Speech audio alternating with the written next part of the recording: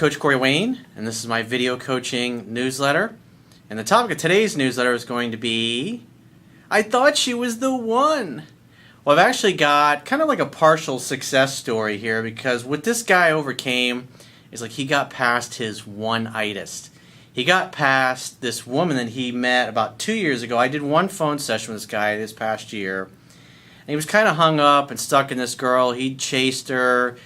She was kind of a narcissist, was all focused on how much money he was spending on her and the kind of life that he could provide for her financially. And she would often compare him to an ex-boyfriend who was a lot more successful and had quite a bit of money and spoiled her. And so he became fearful. She started backing away to the point where he just literally chased her right out of his life. And then he didn't talk to her for, I guess it was about a couple months. I think it was like 3 or 4 months. And then he gets back in touch with her, reaches out, because it's like after 6 months of dating is when things went sideways. He drunk dials her on like New Year's Eve. They hook up. But shortly thereafter, she blows him off for the same reason. Basically, hey, you don't make enough money kind of thing. And then that's when he found my work. And so he didn't hear from her for several months. She reached back out, got in touch. They hooked up again. And she also started comparing him to this new guy that she was dating who was buying her lots of expensive things. And she was nice enough to point out that, hey, you haven't bought me any expensive things. Let's talk about that. So he put it, because he'd been studying my work at that point and he was dating other women, he put his foot down, told her what he wanted. He wasn't interested in being friends, didn't focus on locking her down to a relationship. But what I like about this guy's email is that you see he's dating multiple women, a lot of time has passed, he has success with other women, and he's learned the book, and now he's starting to see this woman for what she really is. And some of the things that I pointed out in the phone session that I had with him, now he's seeing her for what she is. And it's like when that happens, that's such a powerful moment, when you go from always chasing and pursuing and always feeling like, another one got away, and like you never really get to date the kind of woman that you want, to being able to get somebody like that. And then what you realize is they're not everything that you thought they were. Your fantasy of what you thought they were, you realize, well, they really ain't that great.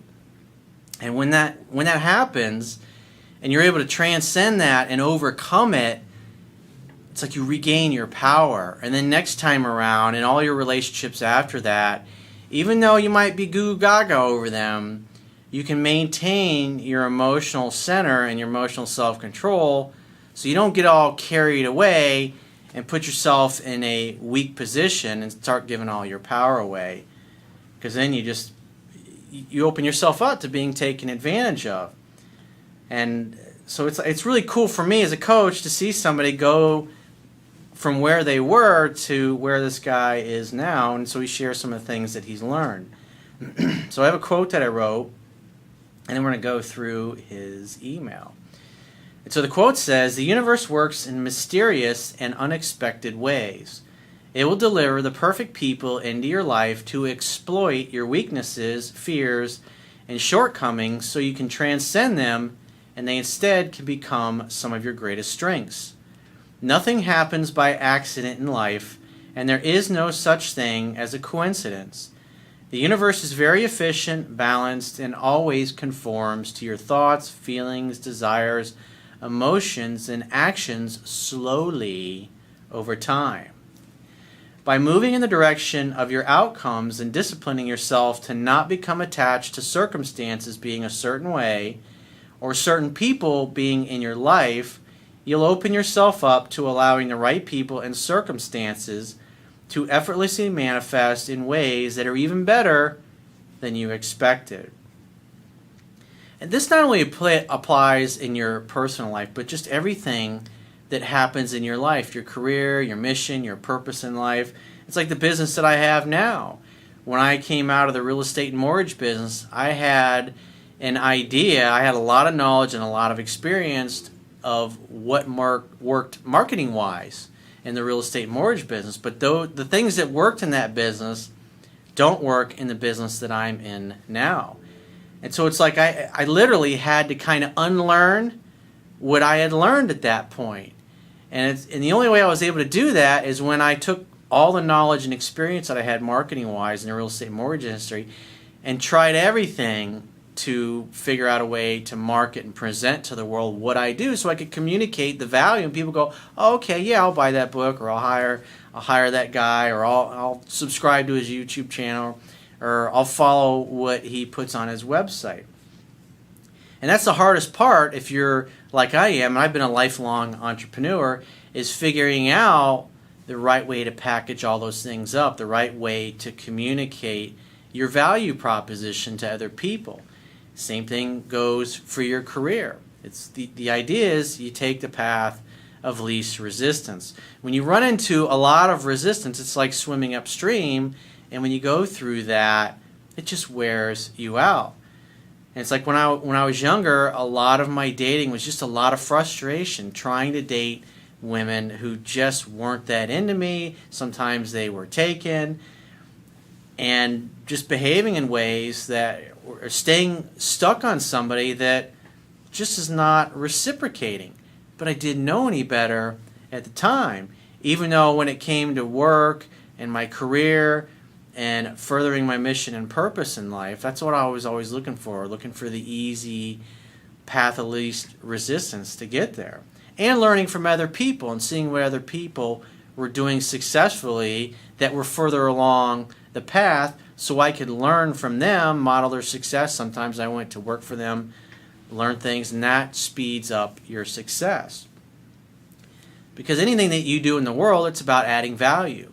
In your career, your mission, your purpose, you add value through your gifts, your skills, your talents that you bring to the table. And the idea is to focus on things that you really enjoy and you really have a passion for and you really love, and see where that curiosity and that intuition takes you, as opposed to just working at something because it gives you a steady paycheck.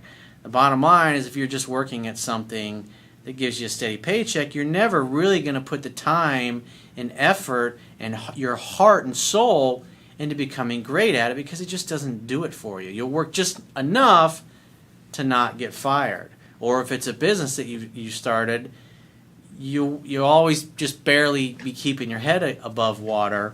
That's why most businesses fail within the first 5 years of their having started, which is interesting. But it's like when you experience a lot of struggle and a lot of challenges in life, it's like it's your conceptions about things, just like the way I thought I would have to market my business and all the things that I went through to figure out the right combination. It's like I said earlier, it's like I had to unlearn what I had learned. And the same thing was with when it came to women. I had to unlearn everything that I had thought was the way the world worked. And that's the way the universe works. It brings you people and circumstances, and that's kind of what happened with this particular woman. He had this fantasy, and it's like she just rips all that crap away from him over the 2 years or so that he's been interacting with her. And he starts out, he's in a weak position interacting with her, and after 2 years, now he's in a stronger position. He's got other options, and he no longer puts this woman on a pedestal. And even though she's dating other guys, she's now pursuing him. It's like the power has flipped. Even though she's saying, hey, you're not what I want, and you can't offer me the life and lifestyle that I want, he's not diminished by that. He's indifferent to it. He doesn't give a shit one way or another. He's not pursuing her. He's not reaching out. But yet she still reaches out to him and comes over and sleeps with him. And so now she's doing 100% of the calling, texting, and pursuing, because he's in his relationships now with women, he's acting like a person of value. He's communicating his value in the way he speaks, but also in the way he acts. And if the other person is not willing to give him what he wants, he lets it go. So like I was saying, the universe is very efficient, balanced, and always conforms to your thoughts, feelings, desires, emotions, and actions slowly over time. So many people struggle with that. They want things to be a certain way, but sometimes you just have to let that shit go. Let go of your need to be right, if you will. By moving in the direction of your outcomes and disciplining yourself to not become attached to circumstances being a certain way. This is more of an art than a science. Or certain people being in your life, you'll open yourself up to allowing the right people and circumstances to effortlessly manifest in ways that are even better than you expected. And if you haven't experienced that in your life yet, that's a mental concept. But once you get to experience that, you get more comfortable letting go and stop trying to force things. And that's, again, that's what you see what happens with this guy in his life. So let's go through his email. He says, "Hey coach, I'm just dropping a line to say thanks and update you, as I am sure many guys have been in this situation and thought it may be a good video. We had a Skype session a while back, and I don't expect you to remember the details, but here it is in brief. About 2 years ago, I met this girl, and the first 4 months were incredible." Obviously, he was still in the honeymoon period. "I thought she was the one. We were exchanging I love yous, and she would be driving to see me 50 miles just as much as I would her. So that tells me, at least at that moment in time, she placed a high value on being with you and dating you. We met each other's families. They loved me, and mine loved her. I thought it was all perfect." Well, remember, I've said this many times. I talk about this in the book. People can hide who they really are for about 90 days, the first 90 days of the relationship. And then because you spent so much time together, you get really comfortable with one another, staying over each other's house, making love all the time. It's just the facade kind of falls away, and you get to see the person for what they really are. He says, then about 6 months into the relationship, definitely about the end of the honeymoon period, where the infatuation's starting to wear off. It's kind of like you get a new toy for Christmas, you play with it a lot, and then a few months later, it's in the bottom of your toy box, and you don't even play with it anymore. You're thinking about what you're going to get next year for Christmas.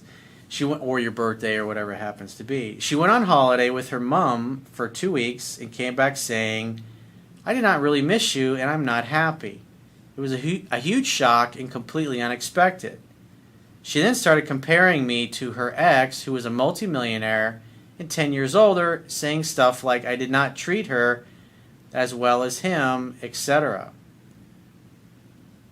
And remember, in the first part, when people first start dating, they focus on what they like about the other person. And towards the end, when the breakup happens, they're focused on what they don't like.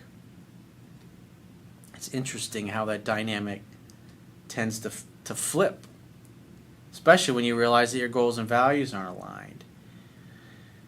She's a solid 9, looks wise, and has her pick of guys. At that point, I was a trainee attorney earning decent money, but in her words, I had bags of potential to do well. I did the typical, there's nothing wrong with a woman wanting her man to be better than he is. That's one of the great things about being in a relationship with a woman. The right woman will be your greatest cheerleader. She'll kick you in the ass. She'll push you to be even more than you are and to expand, and vice versa. The whole purpose is you go to a relationship to give. You're there to help each other grow and become more. But not when she's looking at you like a fucking money mule who's going to pay her bills and make her life easy. Because on some level, especially if you're a high achieving person, whether you're a man or a woman, you're not going to respect that. I did the typical thing a man does who has no fucking clue, and I chased with calls, texts, flowers, letters, and the usual crap. Needless to say, it did not work. A couple of months went by, and I was seriously in a rut, and I could see no way out.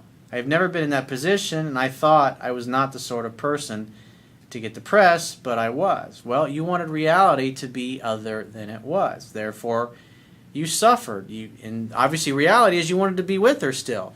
And you wanted things to go back to the way they were.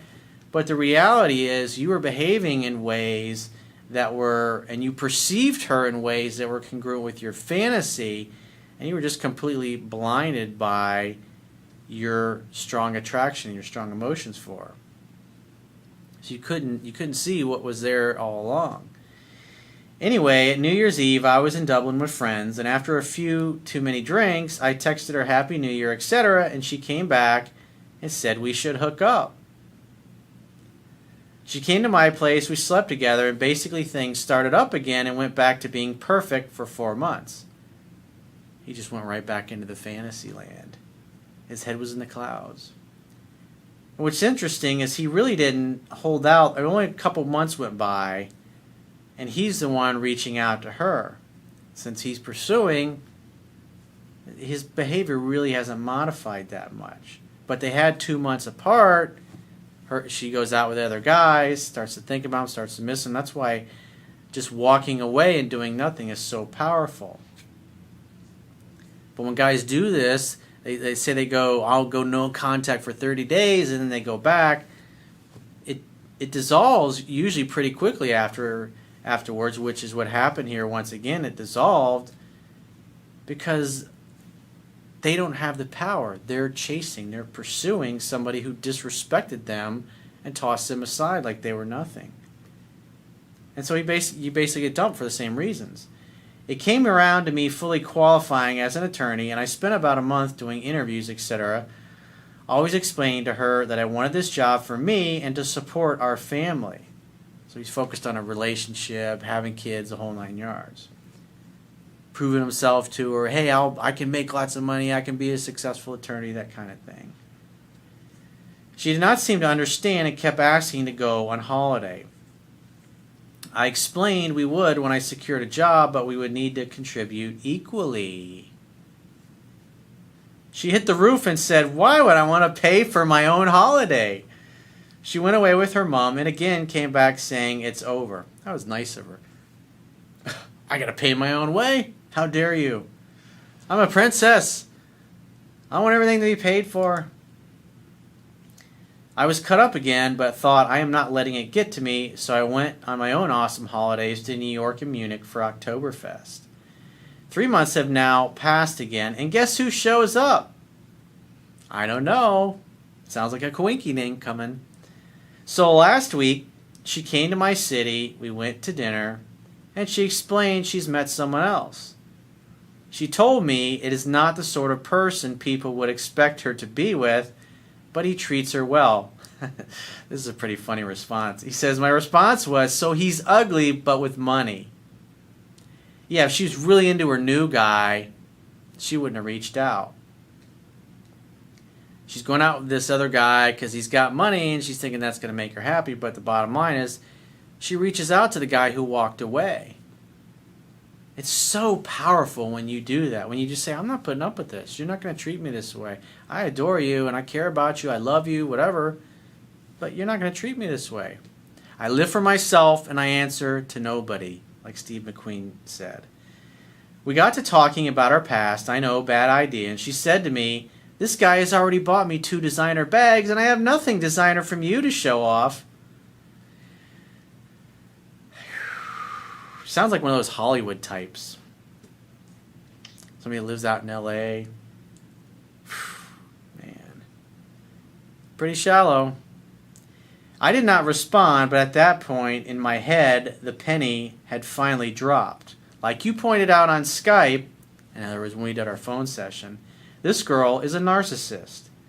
We ended up in bed, and as she was leaving, she said, I don't want to be in a relationship, but I don't want to lose you from my life. Notice what he says next. Notice how he stands up for himself. I like this. He says, I turned to her and said, Jessica, you either want all of me or none of me. We are nothing. We're not being just friends. And if I am honest, I don't want my love to be judged on presence. Nice. You have my number, and if you ever want to get serious, you know where I am. Drive safe. I would never say get serious like that. I just say get in touch. Hang out, have fun, hook up, create an opportunity for sex tapping. It's her job to try to talk you into becoming her boyfriend. But quite frankly, somebody like this, unless by some miraculous thing, it's not going to be shallow anymore, don't think that'll happen. So that's one critique I would give you. He says, this week I have 3 dates and I'm in an amazing job, and I'm getting back in shape. Your book, your videos, and Skype have helped, and if I'm being honest, if this girl ever did come back asking for more, I would probably say no. I would say hang out, have fun, and hook up. Let her do 100% of the calling, texting, and pursuing. And if you're looking for a relationship or a girlfriend or somebody to have an exclusive relationship, now that you're on your way to becoming a successful attorney, you want a true equal, not some chick who's going to be like a fucking energy vampire or a monetary vampire and use you as a money mule. I mean, fuck that noise. But I like how you took your power back. I like how you're dating other women. I like how you've completely let her go. I also like how you spoke from your heart and you said, hey, this is the way it's going to be. If we're going to date and you're going to be in my life, it's not going to be based on presents or what I buy you. And if you don't like it, sometimes you just have to say that. I got an email, one that I was looking at today, and I'll probably be doing a video on it in 3 to 4 weeks. It's something very similar. Woman just had a shit attitude. She was just not treating this guy nice. And he just and she's like pushing him away, and he's just like, hey, this is how I expect to be treated. Totally put his foot down, and she got pissed off initially, and then a day or two later she calls, apologizes, comes over and just totally fucks his brains out. Complete attitude change. All because he's just said, I'm not putting up with this. Saying no is really fucking powerful in negotiation, in life, in your intimate relationships, in your friendships, in the people that you work for, in the people that you're doing job interviews with. It's really powerful because when you value yourself, you're just not going to let people cross your boundaries. You're willing to let go of people, circumstances, job opportunities, investors, business partners, clients. If it ain't on your terms, if it ain't a win-win deal, then no deal at all. So if you'd like to get my help personally, the quickest way is to book a paid phone, Skype, or email coaching session. You can choose any of those options by going to my website, clicking the products tab at the top of your screen, and just follow the instructions for booking whichever option works best for you. And I will talk to you soon.